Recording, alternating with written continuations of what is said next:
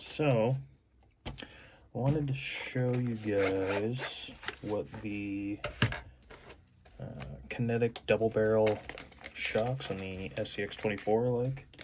Mentioned it in my video comparison between the Kyosho Mini Z and the axial. These shocks are really cool. They have a 2-barrel system that extends the shock to be much longer than the average one. The average one's about here. You get quite a bit more travel out of the double barrels. So I was going to show you guys, I was going to install these on the deadbolt and then show you guys a run around my course. The difference between the stock size shocks, these are the hot racing ones, but they're the same size as the stock ones that come on it.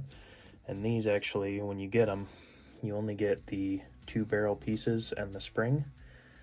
This pin and these 2 mounting points are actually off the original stock shocks.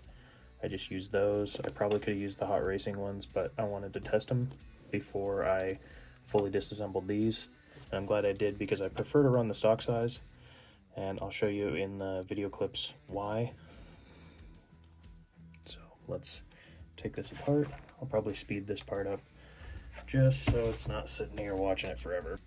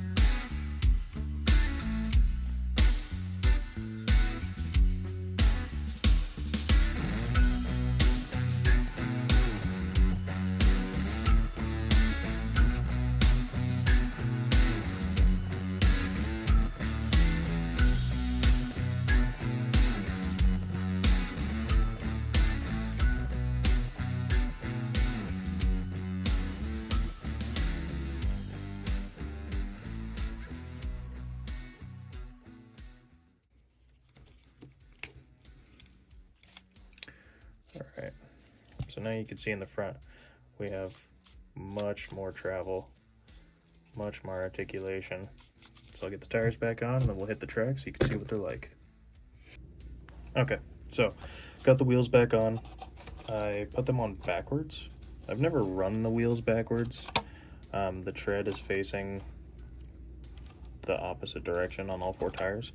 I wanted to see if that would give it more of a gripping as it drives versus kind of shearing away from objects.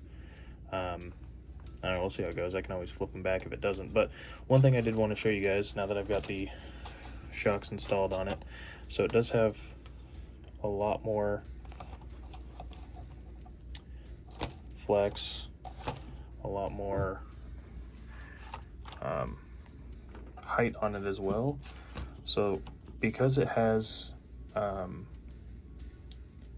the worm gear in it, the wheels don't spin freely. Like, that's all you're gonna get out of it before you start breaking stuff. And if you pick this up, see if, so right now it's sitting level, pick it up, set it back down, it just got a little taller.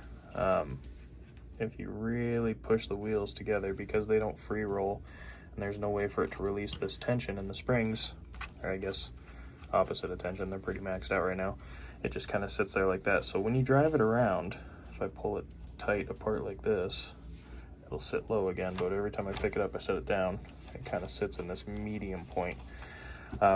That's one of the things that I didn't really like about these. When I drive it, I'll show you on the course, as the front end goes up something and it crawls up to the top, it kind of gets this stance going where it sits really high and it doesn't want to settle back down because it can't separate these wheels, they don't roll. So let's go take a look at it on the course, see what you guys think. All right, we'll start up here at the top. This is with the double barrel Kinetic shocks on it.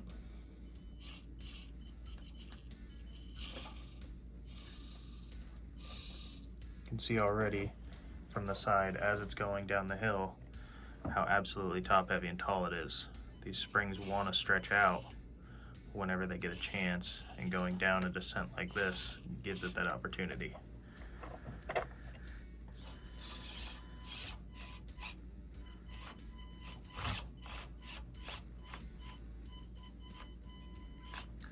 So right here's a great example of how well it can flex with all the suspension travel. But having suspension travel and having worm gears doesn't really let it settle after it's come off of an obstacle. So let's just drive around and kind of see what it looks like as it's moving around.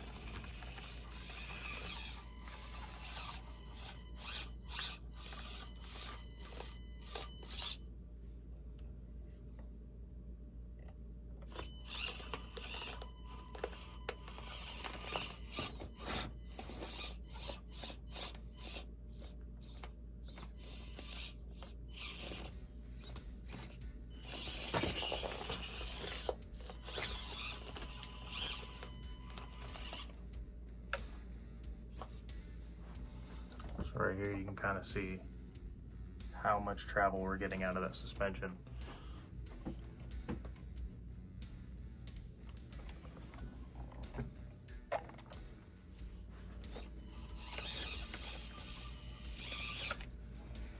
Let's see how well it does going up.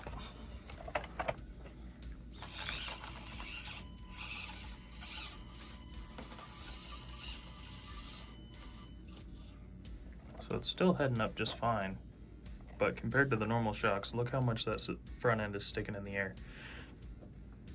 If I had much more of an incline, it's going to start to teeter and tip over because those shocks just want to stretch all the way out whenever they get a chance. And then back to normal. And it actually came to rest pretty good, nice and low to the ground. Let's see how it does.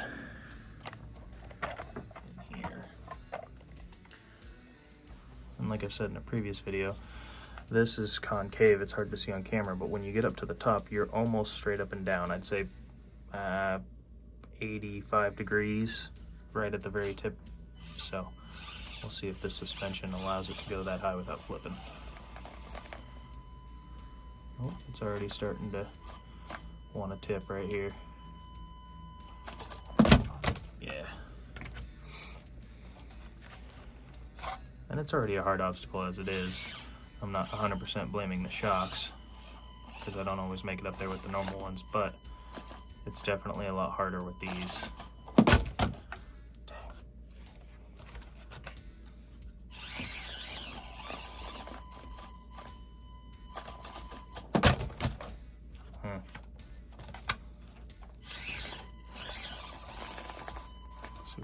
side any better.